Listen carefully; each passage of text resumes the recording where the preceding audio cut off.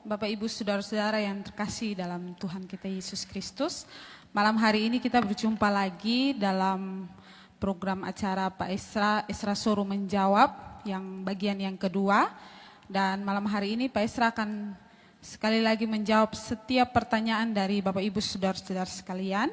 Dan bagi Bapak Ibu yang ingin bertanya, silakan bertanya seputar iman Kristen dan nomor WA nomor WhatsApp yang sudah diberikan, sudah tertera di layar.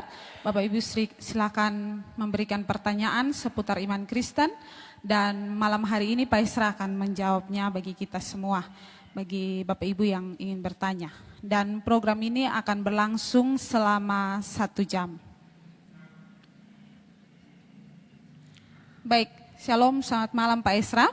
Ya, selamat malam, shalom buat saudara Ini sekalian. sudah ada satu pertanyaan yang masuk. Pertanyaannya begini, saya ingin bertanya, malam ketika Yesus mau disalib, Yesus berdoa di Taman Getsemani.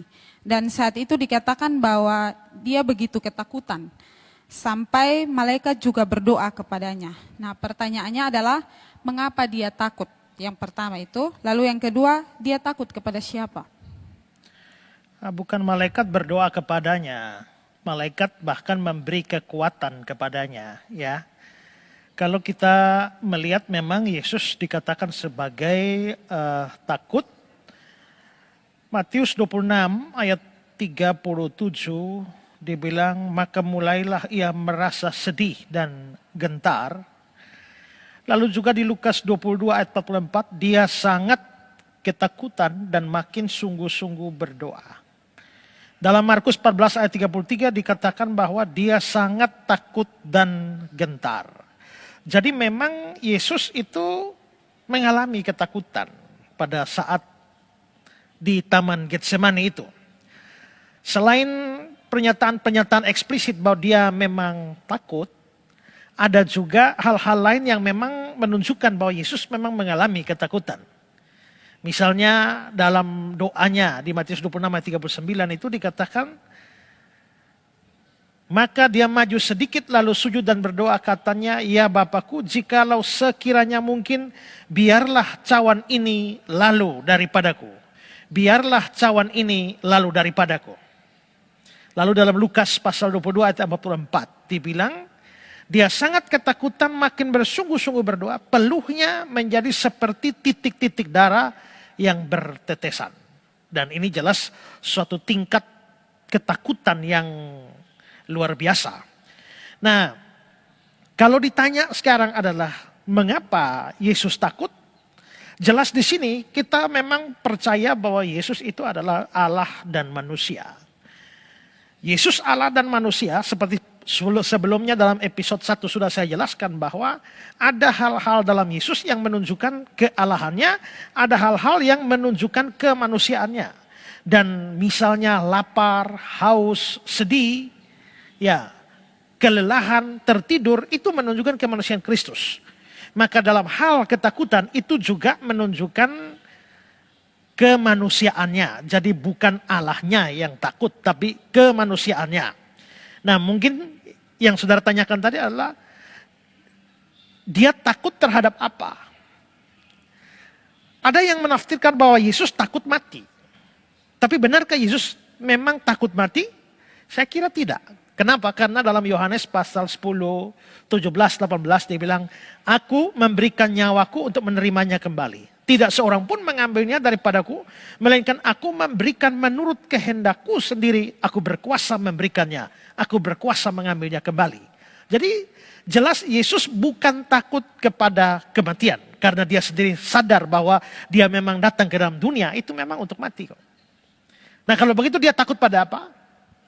Dia takut pada murka Allah yang akan menimpa dia saat dia menanggung dosa umat manusia. Dia takut terhadap murka Allah. Dari mana kita tahu bahwa Yesus takut pada murka Allah? Dari Matius 26 ayat 39 itu. Ya Bapakku, jikalau sekiranya mungkin, biarlah cawan ini lalu daripadaku. Nah, kata cawan, dia bilang biarlah cawan ini lalu daripadaku. Kalau kita survei ayat-ayat Alkitab, maka kita akan tahu bahwa cawan itu seringkali juga hubungkan dengan murka Allah. Misalnya dalam Wahyu 14 ayat 10. Maka dia akan minum dari anggur murka Allah yang disediakan tanpa campuran dalam cawan murkanya. Dalam cawan murkanya. Lalu Wahyu 16 ayat 1. Dan aku mendengar suara nyaring dari dalam bait suci berkata pada 7 malaikat, pergilah, tumpahkanlah ke 7 cawan murka Allah. Atau ayat 19-nya. Maka teringatlah Allah akan Babel yang besar itu dan memberikan kepadanya cawan yang penuh dengan anggur kegeraman murkanya. Ayub pasal 21 ayat 20. Sebaiknya matanya sendiri melihat kebinasaan dan dia sendiri minum dari murka yang maha kuasa. Jadi cawan itu bicara soal murka. Dan kalau kita bicara murkanya Allah, saudara, murkanya Allah itu luar biasa. Ya, kalau kita berbicara atau melihat gambaran perjanjian lama soal murka Allah, itu mengerikan sekali. Ya, dikatakan misalnya dalam Ayub 9 ayat yang kelima, dia membongkar bangkir dalam murkanya. Atau Yesaya 63 ayat 6, aku memijak-mijak bangsa-bangsa dalam murkaku. Menghancurkan mereka dalam kehangatan amarahku dan membuat semburan darah mereka mengalir ke tanah. Dan masih banyak ayat lain yang kira-kira bisa menggambarkan murka Allah. Jadi murka Allah kepada dosa itu begitu luar biasa. Nah, Yesus yang akan disalib beberapa hari lagi, ya, atau bahkan pada hari besoknya karena dia ada di Taman Getsemani, dia kelihatannya sudah melihat. Menurut John Calvin, pada saat Yesus di Getsemani itu dia sudah melihat bahwa tsunami murka Allah sedang mengarah kepada dia. Yang akan dia terima tsunami murka Allah itu beberapa jam lagi dari saat itu. Dan karena itulah maka Yesus sebagai manusia itu merasa begitu takut terhadap murka Allah, ya, yang akan dia terima. Nah, karena itu ini menunjukkan saudara-saudara bahwa murka Allah begitu luar biasa sampai anak Allah, Yesus sendiri ketakutan terhadap murka itu. Maka bayangkan kita, siapakah kita yang tidak takut terhadap murka Allah? Siapa kita yang tidak takut terhadap kemarahan Allah karena dosa? Jikalau Yesus anak Allah saja takut terhadap hal itu, maka itu pasti sangat menakutkan juga bagi kita. Karena itulah, maka kalau saudara orang berdosa, saudara akan menanggung murka Allah. Jangan main-main dengan murka Allah. Karena itu kalau tidak mau mengalami murka Allah, saudara harus terima dia sebagai juru selamat, sebagai Tuhan, supaya terbebas dari murka Allah dan bahkan mendapatkan kasih Allah. Ya. Baik Pak Esra, kita sebelum lanjut pertanyaan yang kedua, Bapak Ibu bisa melihat nomor yang tertera di layar dan silahkan bertanya seputar iman Kristen kepada Pak Esra. Sekarang kita lanjut pertanyaan yang kedua. Pertanyaan yang kedua, apa yang dimaksud dengan dunia orang mati yang juga banyak disebut dalam Alkitab? Mohon penjelasannya Pak Esra. Dunia orang mati, kalau kita melihat kepada kata Ibraninya Sheol atau Hades, itu digunakan kalau dalam Yunani Hades atau dalam Ibrani Sheol. Nah, itu seringkali diartikan sebagai dunia orang mati. Padahal sebenarnya memang kata itu bisa mengandung makna yang lebih luas. Itu bisa menunjuk Sheol atau Hades. Itu bisa berarti kuburan. Itu bisa berarti keadaan kematian. Itu bisa berarti neraka. Jadi tergantung konteksnya.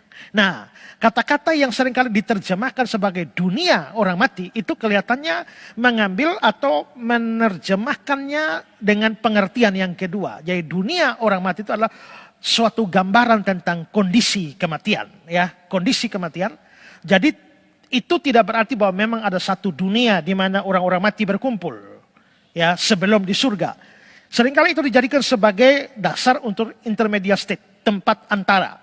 Maka saat ini kan kita di dunia. Waktu kita mati, kita masuk ke satu tempat, tunggu di sana sampai hari penghakiman Tuhan Yesus datang. Nah, itu adalah intermediate state, satu tempat antara.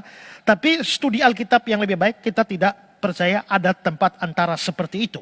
Orang mati langsung pergi ke surga bagi yang percaya Yesus, dan langsung pergi ke neraka bagi yang tidak percaya Yesus. Maka dunia orang mati hanya dipahami sebagai suatu kondisi kematian atau suatu keadaan kematian.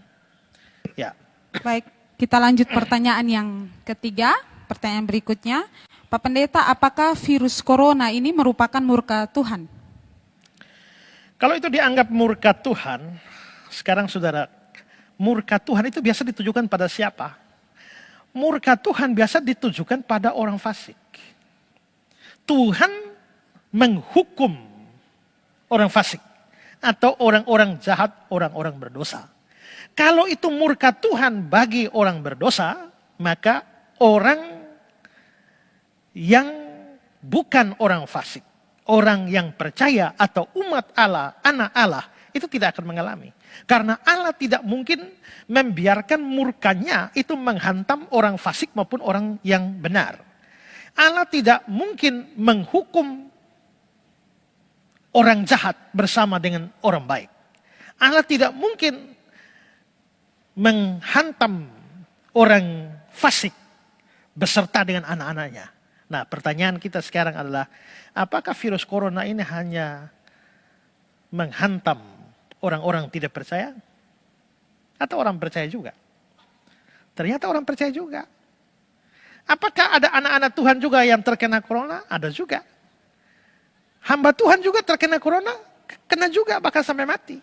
Kalau kita mau mengartikan bahwa corona ini adalah hukuman Tuhan atau murka Tuhan, maka kita harus menerima bahwa semua orang Kristen termasuk pendeta-pendeta yang sudah mati itu, semua itu adalah orang fasik yang sedang kena hukuman Tuhan. Dan menurut saya tidak. Jadi saya sendiri tidak melihat ini sebagai hukuman Tuhan. Ini suatu wabah yang Tuhan izinkan terjadi. Karena itu bisa menghantam orang-orang tidak percaya, bisa menghantam orang percaya. Bisa terkena kepada orang yang tidak percaya Tuhan, atau orang jahat, bisa kena juga pada orang yang percaya Tuhan atau orang baik. Hamba-hamba Tuhan, anak-anak Tuhan, itu bisa terjadi. Karena itu saya tidak melihat ini sebagai suatu hukuman Tuhan bagi orang-orang fasik. Ya. Baik Pak Esra, kita lanjut pertanyaan berikut. Apakah Yudas masuk surga atau tidak? Kalau tidak masuk, mengapa doa Tuhan pilih Yudas? Waktu pertama kali Yudas dipilih oleh Tuhan. Bagaimana ulang? Ya, apakah Yudas masuk surga atau tidak? Kalau tidak masuk, mengapa doa dipilih Tuhan? Doa. Iya, pertanyaan begitu.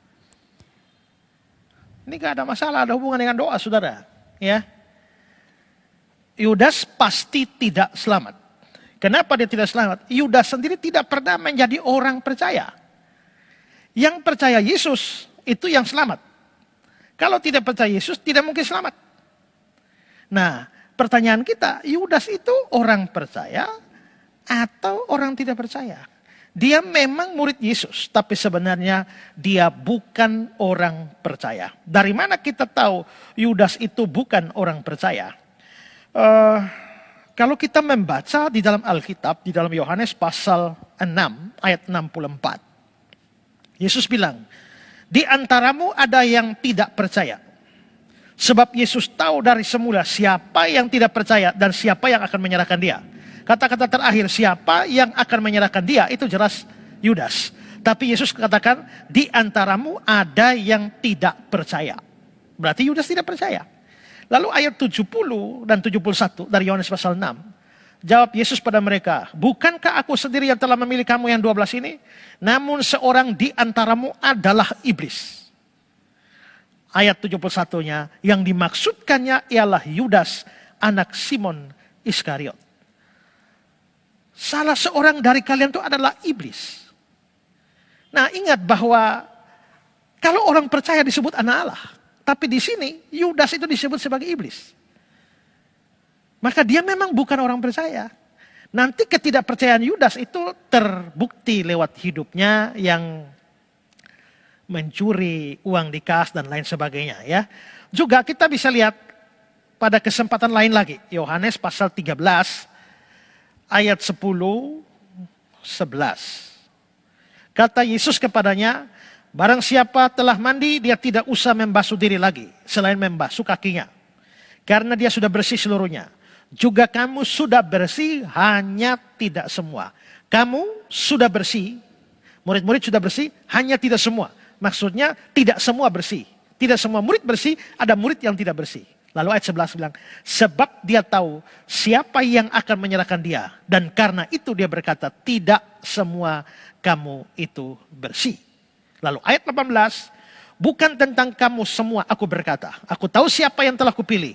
Tapi harus genap nas ini. Orang yang makan rotiku telah mengangkat tumitnya terhadap aku. Dan bahkan yang lebih menyolok adalah Yohanes pasal 17 ayat 12. Tidak seorang pun daripada mereka yang binasa selain daripada dia yang ditentukan binasa. Dari sini terlihat bahwa Yudas memang bukan orang percaya. Karena Yudas bukan orang percaya, tak mungkin orang tidak percaya selamat. Maka Yudas pasti tidak selamat. Nah, itu tidak ada urusan dengan doa yang seperti saudara tanya. Tapi kalau ditanyakan mengapa Yesus memilih dia. Yesus memilih dia supaya genap nats kitab suci dan tergenapi nubuatan bahwa dia sendiri itu akan dihianati atau dia sendiri itu akan dijual oleh orang dekatnya atau orang salah seorang muridnya. Makanya Yohanes 13 ayat 18 tadi ya, bukan tentang kamu semua aku berkata, aku tahu siapa yang telah kupilih. Aku tahu siapa yang telah kupilih. Tapi harus genap nats ini. Orang yang makan rotiku telah mengangkat tumitnya terhadap aku. Jadi ada nubuatan tentang itu. Nah, pemilihan atas Yudas itu menggenapi nubuatan itu. Jadi Yesus memilih Yudas. Bukan untuk keselamatan dia. Tetapi untuk genap nats kitab suci. Yang tertulis orang yang makan rotiku telah mengangkat tumitnya terhadap aku. Ya. Baik Pak Isra, Tuhan sudah tahu tentang Yudas, bahwa Yudas pasti akan mengkhianati dia. Lalu kenapa Tuhan pilih dia? Ya supaya ada yang mengkhianati. Berarti Tuhan jahat. Kenapa jahat? Karena Yudas sendiri tidak percaya. Padahal Tuhan sudah tahu bahwa Yudas tidak percaya, tetapi Tuhan masih memilih Yudas. Ya. Jadi yang salah siapa? Yang tidak percaya. Kenapa tidak percaya? Tapi Tuhan tahu bahwa dia tidak percaya. Tuhan pilih dia. Dan genaplah nats kitab suci. Oh, berarti ini sesuai nubuatan yang diberikan oleh Tuhan ya. Ya. Baik Pak Isra, kita lanjut pertanyaan berikut lagi.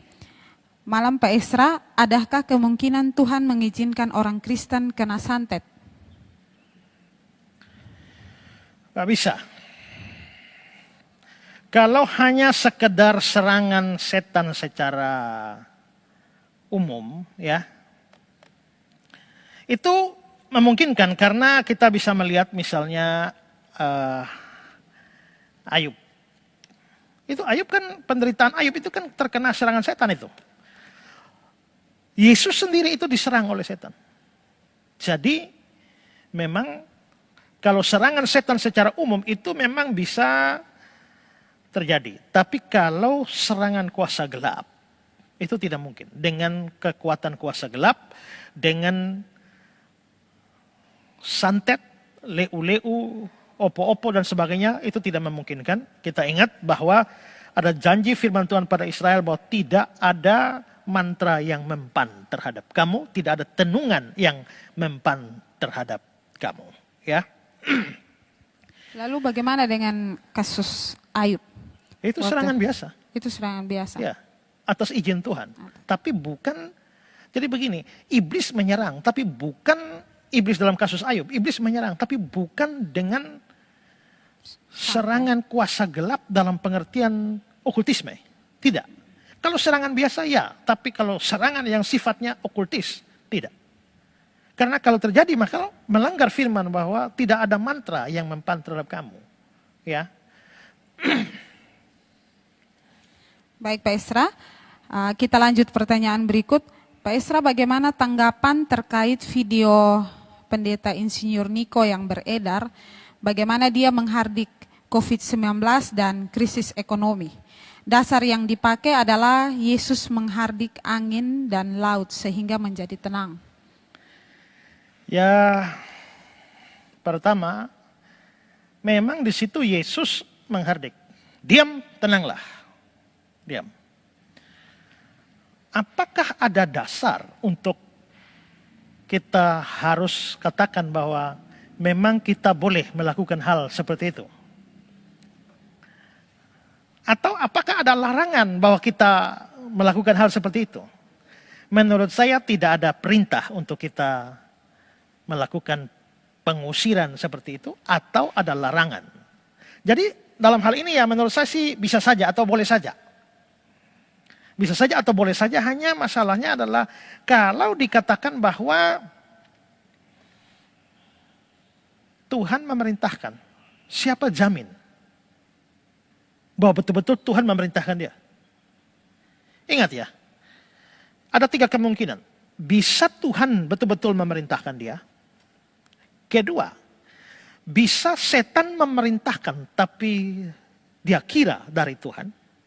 Atau kemungkinan yang ketiga adalah Tuhan tidak perintahkan, setan tidak perintahkan. Tapi dia sendiri merasa ada perintah seperti itu. Itu ada 3 kemungkinan. Saya tidak mengatakan kemungkinan yang mana, tapi 3 kemungkinan itu. Nah sekarang kita melihat, kalau mengacu kepada Yesus, begitu angin badai datang, diam, tenanglah. Seketika itu diam, tenanglah. Ya kan? Langsung. Tapi kalau beliau menghardik itu berapa hari lalu, terus sekarang coronanya sudah hilang? Atau masih ada? Ternyata sampai hari ini masih ada. Ataukah ada diam tenanglah, baru 1 tahun kemudian tenang? Kalau kita melihat, dia akan mengatakan bahwa itu hardik sesuai perintah Tuhan berdasarkan apa contoh yang Tuhan kasih. Nah begitu Tuhan bilang diam tenang, langsung diam, langsung tenang. Harusnya kalau memang itu dari Tuhan, diam tenanglah, ya sudah, langsung diam tenang. Maka langsung corona selesai, krisis ekonomi selesai. Kenyataannya sampai hari ini masih ada. Jadi silakan saudara lihat. Kalau memang dari Tuhan dan tidak terjadi, kok aneh, bisa tidak terjadi. Kalau tidak terjadi, bukan dari Tuhan. Kalau bukan dari Tuhan, lalu dari mana? 2 kemungkinan. Dari setan atau dari hasil karangan sendiri. Ya. Tapi menurut saya, kalau dia betul-betul dari Tuhan, harusnya corona sudah selesai. Diam tenanglah, sudah corona diam semua, tidak ada bergerak-bergerak lagi. Ya, maka kita boleh jalan-jalan hari ini tenang. Padahal berita hari ini justru mengatakan coronanya lebih jahat lagi. Kenapa? Karena sekian lama itu coronanya hanya menyebarnya lewat percikan ludah atau cairan. Hari ini katanya sudah terbang-terbang di udara. Kok tambah jahat coronanya? Habis dihardik bukan hilang, tambah jahat. Nah saudara pikirkan, saya yang pakai otak saja ya, pakai akal budi saja untuk merenungkan hal itu. Ya. Berarti ayat ini tidak cocok ya Pak ya, untuk dipakai dengan kasus virus corona ini. Jadi Yesus menghardik gelombang ya, laut. Yesus memang betul menghardik. Persoalannya adalah tahu dari mana kita, yakin dari mana bahwa memang Tuhan memerintahkan dia menghardik. Kalau memang betul Tuhan memerintahkan dia menghardik, habis hardik mestinya stop. Faktanya tidak stop, malah tambah menjadi jadi. Jadi bagaimana itu? Ya. Ya. Baik, kita lanjut pertanyaan berikutnya ya Pak Esra ya. Pak, saya mau tanya, kenapa Tuhan Yesus berdoa padahal Tuhan Yesus sendiri adalah Tuhan? Sebelumnya dalam episode pertama saya sudah jelaskan bahwa Yesus itu adalah Tuhan. Yesus itu adalah Allah. Tapi dia mau menjelma jadi manusia. Nah dia mau menjelma jadi manusia. Kalau dia Tuhan, dia Allah. Tuhan atau Allah itu tidak bisa stop. Jadi Tuhan, jadi Allah. Maka dia tetap Tuhan Allah sampai selama-lamanya. Tapi dia mau menjadi manusia. Lalu akhirnya dia menjelma jadi manusia, lahir dari seorang anak manusia. Tapi waktu dia menjadi manusia, dia tidak kehilangan kealahannya. Berarti pada waktu dia menjadi manusia, dia tetap Allah. Tapi karena dia menjadi manusia, maka dia juga manusia. Karena itulah maka orang Kristen percaya Yesus itu adalah Tuhan atau Allah sekaligus adalah manusia. Allah sendiri dalam rupa insan, ya kan? Nah, karena itu maka sekarang, karena dia adalah Tuhan dan Allah, maka kita bisa lihat bahwa ada hal-hal yang menunjukkan atau ada kata-kata, ada perbuatan-perbuatan yang menunjukkan kealahannya, ada kata-kata perbuatan yang menunjukkan kemanusiaannya. Dan kita harus bisa bedakan. Kalau Yesus berkata, diam tenanglah, itu kan menunjukkan kealahannya. Nah, mungkin karena Yesus mengatakan, diam tenanglah, itu menunjukkan otoritas dia atas alam. Makanya Pak Tong bilang bahwa kalau Pak Niko menghardik itu mengambil haknya Allah yang seharusnya tidak dilakukan karena para rasul pun tidak pernah melakukan hal itu, ya. Tapi terlepas dari hal itu menunjukkan kealahan. Hai anakku, dosamu sudah diampuni. Itu kealahan. Di dunia ini anak manusia berkuasa mengampuni dosa. Anak manusia adalah Tuhan atas hari Sabat. Sebelum Abraham jadi, aku telah ada. Permuliakanlah aku dan kemuliaan yang kumiliki di hadiratmu sebelum dunia ada. Semua kata-kata itu jelas menunjukkan bahwa Yesus adalah Allah. Tapi ada hal-hal yang menunjukkan kemanusiaannya dia. Ya, lapar, haus, capek, ngantuk, nah, takut, nangis. Nah, waktu dia berdoa, ini menunjukkan kemanusiaannya. Ya, jadi sebagai manusia dia memang berdoa kepada Bapaknya.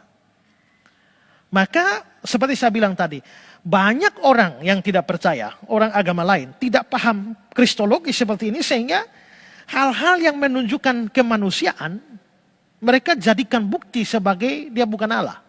Sebaliknya pada masa lampau hal-hal yang menunjukkan kealahannya dipakai sebagai bukti bahwa dia bukan manusia. Jadi jangan bilang Yesus bukan manusia. Kenapa? Karena dia bilang dalam Yohanes 17 ayat 5, permuliakanlah aku dengan kemuliaan yang kumiliki di hadiratmu sebelum dunia ada. Berarti Yesus lebih tua dari dunia. Manusia mana yang lebih tua dari dunia? Karena Yesus lebih tua dari dunia, maka Yesus bukan manusia. Itu namanya mempergunakan bukti kealahan untuk membantah kemanusiaan. Kalau Yesus mengatakan, hai anakku dosamu sudah diampuni. Lalu kita bilang, yang ampuni dosa itu siapa? Allah. Kalau Yesus mengampuni dosa, berarti dia Allah. Manusia mana bisa mengampuni? Kalau begitu Yesus bukan manusia. Itu namanya menggunakan bukti kealahan untuk membantah kemanusiaan. Itu masa lampau begitu. Tapi yang zaman sekarang ini muncul dalam saksi Yehova, ya, juga dari kalangan Islam yang senang sekali menyerang kita, mereka mempergunakan bukti kemanusiaan untuk membantah kealahan. Jadi misalnya si siapa ini? Mu'alaf Insan Moko Ginta. Kan membangun silogisme. Silogisme itu cara berpikir pengambilan keputusan atau kesimpulan dari premis mayor minor. Jadi si Moko Ginta bilang begini. Premis mayor, Allah tidak perlu makan. Premis minor, Yesus makan. Kesimpulan, Yesus bukan Allah. Allah tidak tidur. Mayor, premis minor, Yesus tidur. Kesimpulannya, Yesus bukan Allah.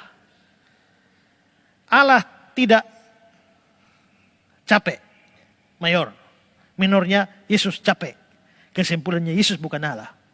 Nah ini kan secara logika membangun kesimpulan dari premis-premis silogisme seperti itu sih oke. Tapi yang tidak dipahami oleh Moko Ginta itu kan dia tidak paham duinatur Kristus. Bahwa Kristus itu pribadi yang unik di mana kealahan dan kemanusiaan ada di dalam satu pribadi. Itu yang dia tidak paham.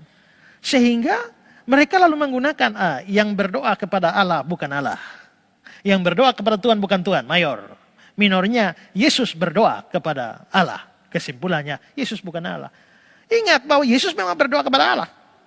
Tapi Yesus juga bilang, mintalah kepadaku. Berarti dia juga menjadi alamat doa. Pada waktu Stefanus mau dilempar dengan batu dan dia dilempar, lalu dia bilang, ya Tuhan Yesus terimalah rohku. Kan doa ditujukan pada Yesus. Jadi sebagai manusia, Yesus memang berdoa kepada Bapa. Tapi pada saat ada ayat-ayat yang membuktikan bahwa dia memang menerima doa. Dan doa ditujukan pada dia. Itu pasti menunjukkan kealahannya. Jadi tinggal kita membedakan mana kealahan, mana kemanusiaan. Ya. Baik Pak Isra, kita lanjut pertanyaan berikut. Kenapa Yesus di kayu salib mengatakan bahwa Bapa, mengapa engkau meninggalkan aku? Bapa, mengapa engkau meninggalkan Meninggalkan aku? Gini, Yesus kan di atas kayu salib itu sedang memikul hukuman dosa kita. Dia adalah Allah sendiri yang mau mengganti kita orang berdosa, makanya dia datang ke dalam dunia. Nah, kita harus ingat bahwa hukuman yang diberikan kepada manusia berdosa itu adalah hukuman mati. Kenapa? Karena upah dosa ialah maut. Roma 6 ayat 23, upah dosa ialah maut. Lalu Kejadian 2 ayat yang ke-17, Tuhan kan bilang semua buah pohon dalam taman ini boleh dimakan. Tapi yang satu itu tidak boleh dimakan, kalau dimakan mati. Pada hari engkau memakan, pastilah engkau mati. Tapi ternyata pada hari di mana Adam dan Hawa makan buah itu kan tidak mati. Tidak mati. Apakah firman Allah salah? Tidak. Karena apa? Karena mati itu ada 3 macam. Mati rohani itu terpisah dari Allah. Itu namanya mati rohani. Itu kematian itu yang terjadi persis pada hari di mana Adam dan Hawa makan buah itu.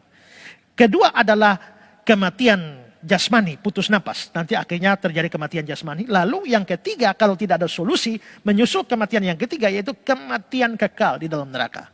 Jikalau Yesus mau menebus kita, dia harus menanggung hukuman kita. Kalau dia mau menanggung hukuman kita, dia harus menanggung 3 jenis kematian ini. Dia harus mati secara rohani, dia harus mati secara jasmani, dan dia harus memikul hukuman kekal, hukuman neraka. Nah, untuk kematian jasmani, putus napas, Yesus menanggung itu di kayu salib. Ketika dia mengatakan, ya Bapa, ke dalam tanganmu kuserahkan nyawaku. Untuk jenis kematian neraka, dia menanggungnya. Itu muncul di dalam pengakuan iman rasuli. Disalibkan, mati, dikuburkan, turun ke dalam kerajaan maut.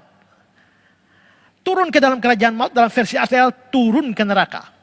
Nah, itu bukan berarti Yesus betul-betul secara harfiah turun ke neraka. Karena pada waktu mati tubuhnya di kuburan, jiwa rohnya diserahkan kepada Bapa, dia tidak pergi ke neraka. Tapi maksudnya adalah bahwa hukuman neraka dia tanggung di atas kayu salib. Nah, tapi saya mau menjelaskan lebih detail sedikit soal mati rohani. Mati rohani itu artinya terpisah dari Allah. Kan di Kejadian pasal 3 setelah berbuat dosa kan Adam dan Hawa diusir. Berarti satu akibat dosa adalah manusia terpisah dari Allah. Kalau Yesus menanggung itu, maka dia juga harus mengalami perpisahan dengan Allah. Jadi mengapa Yesus harus ditinggalkan? Karena memang dia harus memikul hukuman kematian rohani, yakni perpisahan dengan Allah. Itu pertama. Kedua, ingat bahwa Yesus itu sama sekali tidak berdosa. Yesus tidak berdosa, tapi dikatakan bahwa dia itu dalam 2 Korintus 5 ayat 21. Dia yang tidak mengenal dosa, dibuatnya menjadi dosa karena kita. Tadinya sebelum di atas kayu salib, Allah Bapa melihat Yesus sebagai, inilah anakku yang kukasihi, kepadanya aku berkenan. Tapi setelah di kayu salib, pada saat dia telah dibuat menjadi dosa, Allah Bapa tidak lagi melihat Yesus sebagai anak yang dikasihi, tapi sebagai perwakilan orang berdosa yang akan menerima seluruh murka Allah. Nah, inilah yang Yesus takutkan di Getsemani yang sudah saya jelaskan tadi. Tsunami murka Allah terhadap dosa. Nah, Allah itu Allah yang suci. Tapi Yesus menjadi perwakilan orang berdosa sekarang. Seluruh dosa umat manusia sekarang ada dipikul oleh Kristus dan di hadapan Allah Bapa. Habakuk 1 ayat 13 bilang, matamu terlalu suci untuk melihat kejahatan, engkau tidak dapat memandang kelaliman. Berarti memang Tuhan ini terlalu suci. Allah terlalu suci. Yesus menjadi perwakilan orang berdosa, maka Allah yang suci dengan Yesus yang menjadi perwakilan orang berdosa, dosa dan kesucian ini tidak bisa bersatu. Kalau kita melihat Yesaya 59 ayat 2, dia bilang, yang merupakan pemisah antara kamu dan Allahmu ialah segala kejahatanmu. Nah, berarti karena Allah itu suci, Yesusnya perwakilan orang berdosa, maka Yesus layak menerima seluruh murka Allah. Dan pada saat yang bersamaan, yang suci dan yang berdosa tidak bisa bersatu. maka otomatis terjadi perpisahan. Maka Allah Bapa meninggalkan Yesus. Karena itu Yesus berteriak, Eli, Eli, lama sabaktani. Ya, itu alasannya mengapa sampai harus ditinggalkan. Ya. Oke, baik Pak. Lalu kenapa sifat Allah ini kan Allah pengasih, Allah penyayang, sabar. Lalu kenapa Allah bisa murka terhadap manusia dan murka itu Karena ditimpakan Allah kepada juga Yesus? adalah Allah yang adil. Jadi Allah mengasihi ya, tapi Allah juga adalah Allah yang adil. Kalau kita melihat misalnya di dalam Nahum pasal 1 ayat yang ketiga, ya dikatakan Tuhan itu panjang sabar, besar kuasanya, tetapi tidak sekali-kali dia membebaskan dari hukuman orang yang bersalah. Tuhan itu panjang sabar, ini maha kasih. Besar kuasanya, ini maha kuasa. Tapi sekali-kali tidak membebaskan dari hukuman orang yang bersalah, ini maha adil. Jadi mengapa sampai begitu? Karena ada keadilan. Kita jangan hanya menyoroti kasih, menyoroti kuasa, tapi lupa keadilan. Dia juga Allah yang adil, yang tak bisa bersekutu dengan dosa dan murka terhadap dosa. Ya. Oke, baik. Terima kasih Pak Esra. Kita lanjut pertanyaan berikut. Pak, bagaimana tanggapan Pak tentang terurapi kemudian berbahasa roh dan bernubuat? Apakah itu benar adanya? Terurapi, Kemudian berbahasa roh dan bernubuat. ya bisa saja.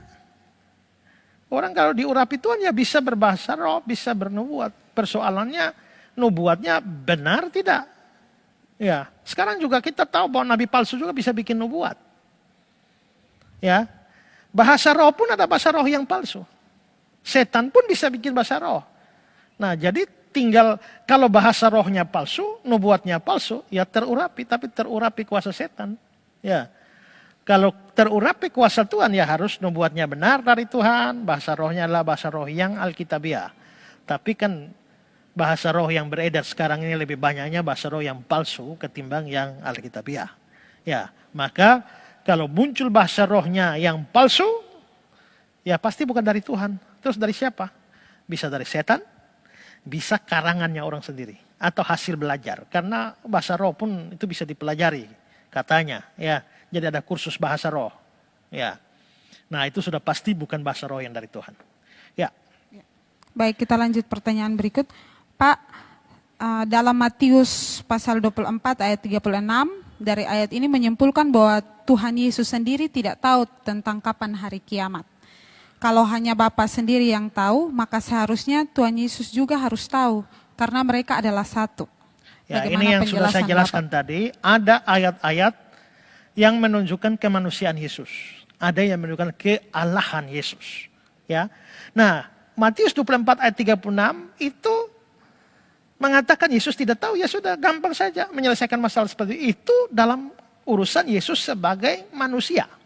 Kalau Yesus sebagai Allah, kalau kita melihat misalnya di dalam Yohanes pasal 21, ketika Tuhan Yesus bertanya, Simon, apakah engkau mengasihi aku? Ya, lalu Simon bilang, ya Tuhan, aku mengasihi engkau.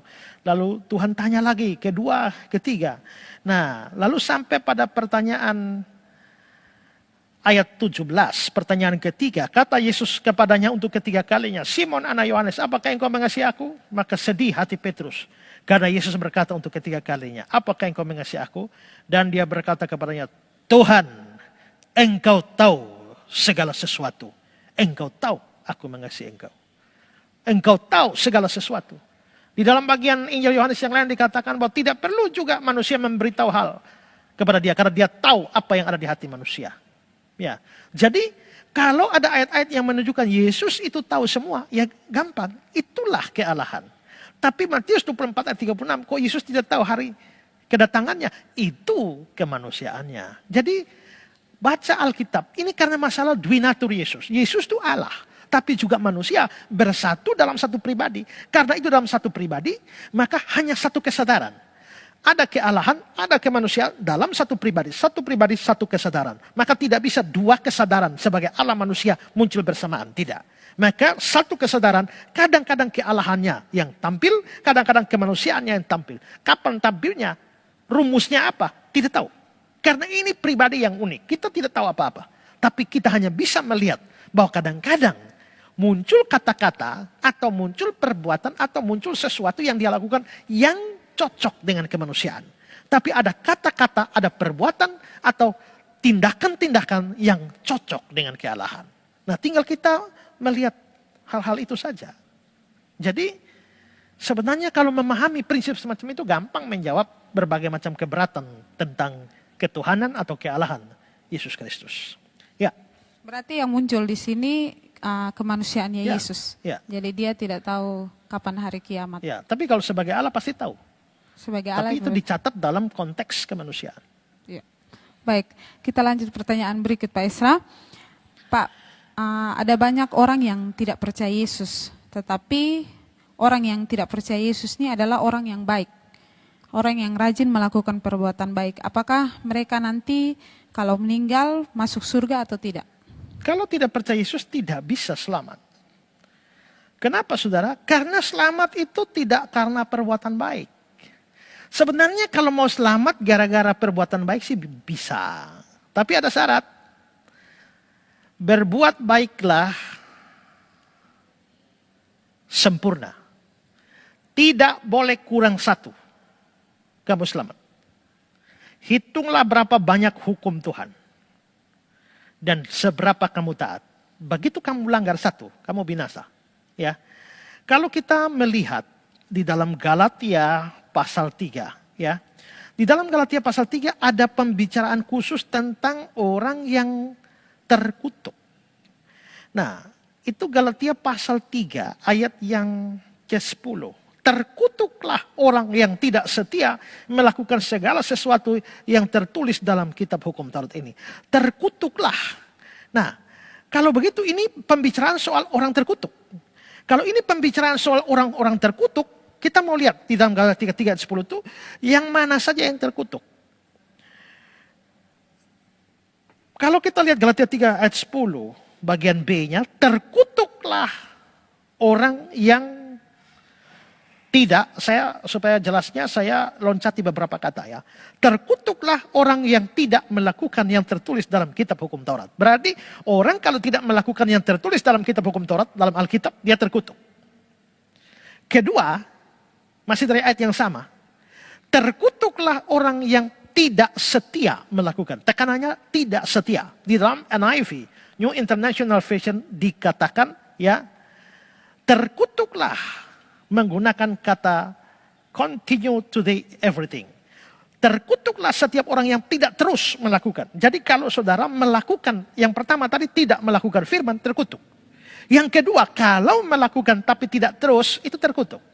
Saudara pernah baca Alkitab? Pernah. Selalu baca Alkitab? Kalau tidak selalu, saudara terkutuk. Saudara berbakti? Ya. Selalu berbakti? Satu kali tidak berbakti, saudara orang terkutuk. Saudara mengasihi Tuhan? Ya. Selalu mengasihi Tuhan? Begitu satu kali tidak mengasihi Tuhan, saudara terkutuk. Saudara orang yang rajin memberi persembahan? Selalu? Begitu tidak, saudara terkutuk. Jadi yang terkutuk ini orang yang melakukan tapi tidak setia, tidak terus-menerus. Lalu, dari ayat yang sama, terkutuklah orang yang tidak setia melakukan segala sesuatu. Ya, dikatakan segala sesuatu. Semua. Dalam ayat ini dalam terjemahan Alkitab firman Allah yang hidup dia bilang, terkutuklah setiap orang yang melanggar salah satu hukum. Jadi kalau kita taat tapi tidak semua. Oh, ini orang nih tidak iri hati, ya, tidak sombong, rajin kebaktian, suka mengampuni, bantu orang miskin. Segala sesuatu dilakukan semua, kurang satu. Hutang lupa bayar. Itu berarti dia tidak taat semua. Terkutuk orang seperti ini.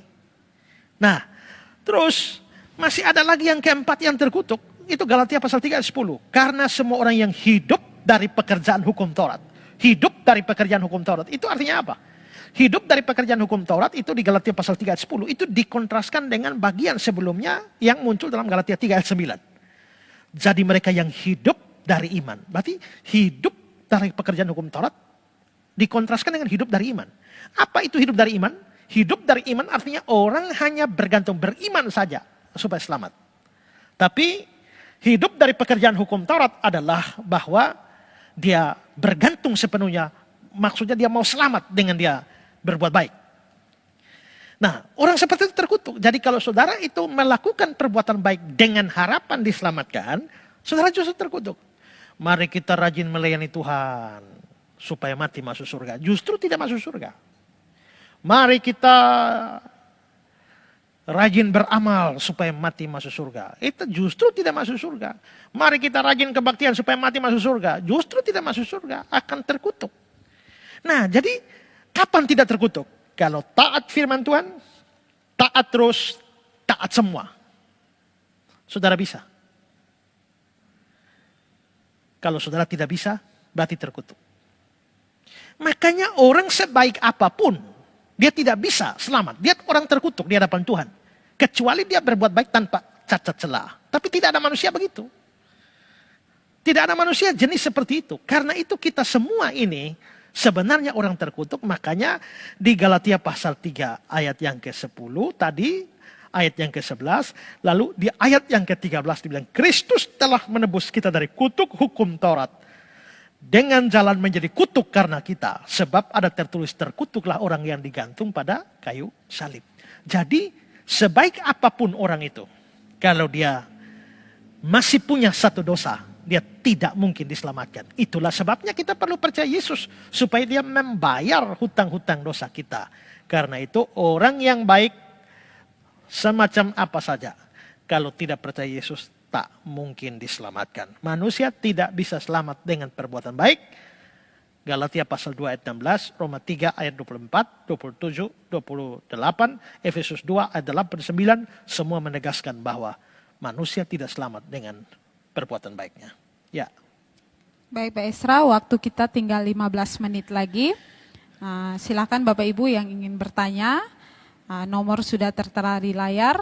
Dan silakan bertanya seputar iman Kristen dan akan dijawab oleh Pak Esra. Baik, kita lanjut pertanyaan yang berikutnya. Yang kesalahannya tidak diperhitungkan Tuhan dan seterusnya. Berarti memang dosa bisa membuat damai sejahtera hilang. Ketiga, dosa juga bisa mendatangkan hajaran Tuhan. Ya, karena Tuhan tidak membiarkan diri dipermainkan, maka Tuhan bisa menghajar orang. Dalam Wahyu pasal 3 ayat 19, barang siapa ku kasihi, ya, ia ku hajar dan ku tegur, karena itu relakanlah dirimu dan bertobatlah. Nah, jadi kita bisa lihat bahwa memang ini bukan soal dosa itu membuat kita masuk neraka atau tidak dihapus, tidak ditebus, tapi ini masalah relasi dengan Tuhan. Karena itu kita tetap setiap kali kita berbuat dosa, tetap harus datang kepada Tuhan memohon pengampunan sehingga relasi yang rusak karena dosa itu bisa pulih lagi. Jadi meskipun kita sudah terima Yesus, kita sudah percaya Yesus, kita harus tetap terus mengaku dosa kita di hadapan Tuhan. Karena dosa ini kita buat tiap-tiap hari ini. Ya. Baik Pak, saya lanjut pertanyaan yang berikut. Pak Pendeta, saya seorang Muslim. Saya mau bertanya, apakah makna fasik dalam iman Kristen? Lalu yang kedua, apakah dalam iman Kristen juga dikenal dengan perantara, yaitu perantara? Yaitu media sebagai jalan memohon kepada Tuhan. Apa artinya fasik? Fasik itu sebenarnya jahat. Itu bahasa lain dari jahat. Kalau kita melihat kata yang digunakan, misalnya dalam Roma pasal 5 ya. Roma pasal 5 ayat 1.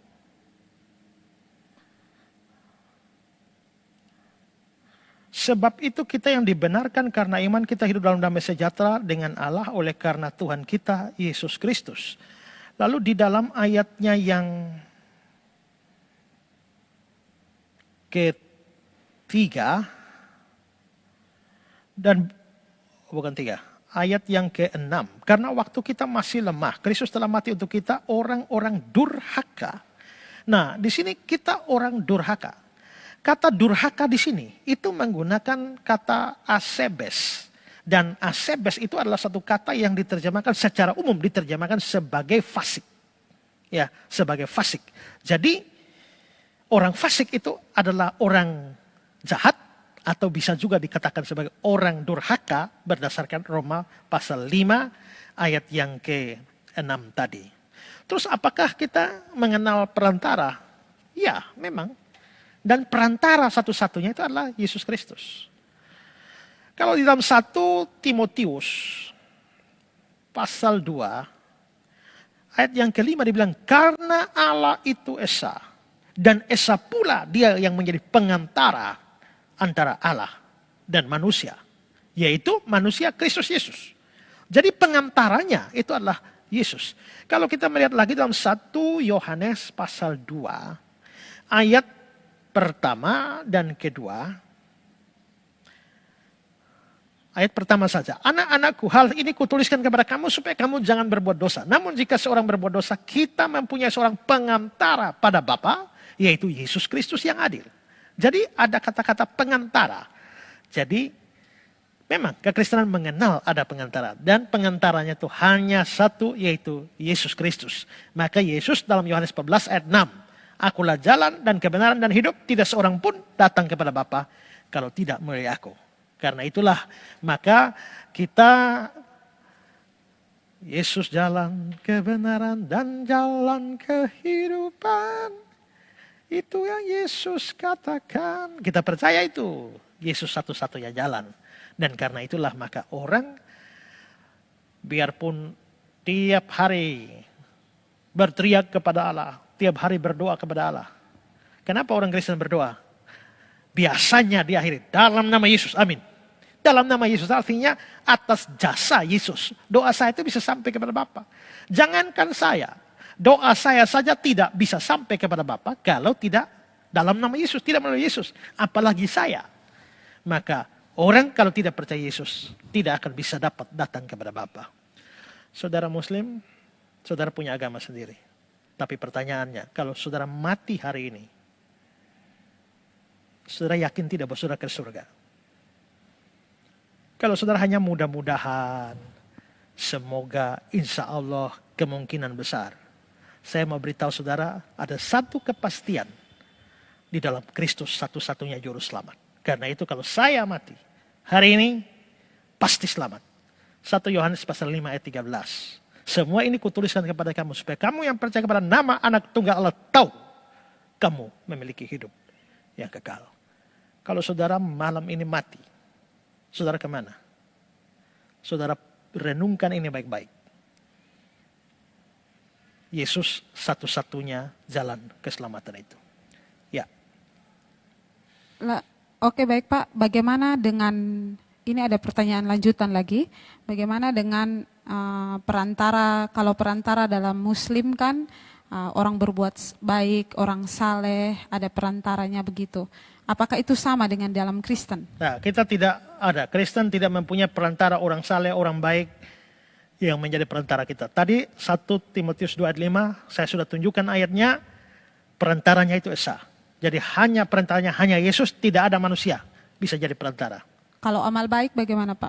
Amal baik kita tidak bisa menolong kita. Iman menolong kita. Karena apa? Amal baik kita itu bukan menjadi syarat keselamatan. Saya orang berdosa. Saya tidak bisa berbuat baik yang membuat saya selamat. Saya beriman. Itu yang membuat saya selamat. Tapi iman itu, kalau iman itu benar, maka iman itu pasti melahirkan perbuatan. Jadi perbuatannya baru muncul belakangan. Imannya mendahului. Nah, nanti untuk selamat atau untuk masuk surga yang dipersoalkan hanya iman. Apakah kita betul-betul beriman? Nah, tapi bagaimana peranan kita dalam perbuatan baik? Kan misalnya saya beriman dan saya selamat, tapi kan belum mati. Misalnya saya mati tahun depan. Berarti saya ini masih banyak berbuat baik ini. Terus perbuatan baik saya itu diperhitungkan bagaimana? Bukan perbuatan baik saya yang membawa saya ke surga, tapi iman saya. Perbuatan baik itu adalah bukti bahwa saya beriman, tapi Tuhan masih kasih bonus lagi di mana perbuatan baik kita itu akan dia perhitungkan sebagai upah di surga. Masuk surga bukan upah, tapi iman. Setelah masuk surga, perbuatan baik di dunia itu akan diperhitungkan menjadi upah. Makanya dalam 1 Korintus 15 ayat 58, dia bilang dalam persekutuan dengan Tuhan, jeripayahmu tidak sia-sia. Dalam Matius pasal 10 juga dibilang bahwa kalau orang beri air sejuk secangkir saja kepada seorang hambaku ini, dia tidak akan kehilangan upahnya. Jadi semua perbuatan baik kita itu, kalau orang tidak beriman tapi rajin berbuat baik, itu tidak menolong, dia tetap masuk neraka. Tapi kalau orang beriman, terus dia rajin berbuat baik, iman dia membawa dia ke surga. Tapi semua perbuatan baik dia itu akan dibayar oleh Tuhan dalam upah di dalam kerajaan surga. Makanya kita nyanyi, upahmu besar di surga, berarti ada upah yang kecil di surga. Kalau malas berbuat baik, ya, atau tidak orang percaya pasti berbuat baik. Tapi berbuat baiknya kan ada orang yang banyak berbuat baik, ada orang kurang berbuat baik, itu menentukan upah di surga nanti. Ya. Baik, terima kasih Pak Esra. Mungkin itu pertanyaan terakhir yang bisa dijawab oleh Pak Esra dalam program Esra Suruh Menjawab season yang kedua ini. Dan nanti kita akan bertemu lagi dalam Esra Suruh Menjawab season berikut lagi. Silakan Bapak Ibu yang ingin bertanya, silakan mengajukan pertanyaannya melalui nomor WhatsApp yang sudah tertera di layar Bapak Ibu sekalian. Terima kasih, sampai jumpa, kita bertemu dalam season berikutnya lagi. Tuhan memberkati. Shalom. Shalom.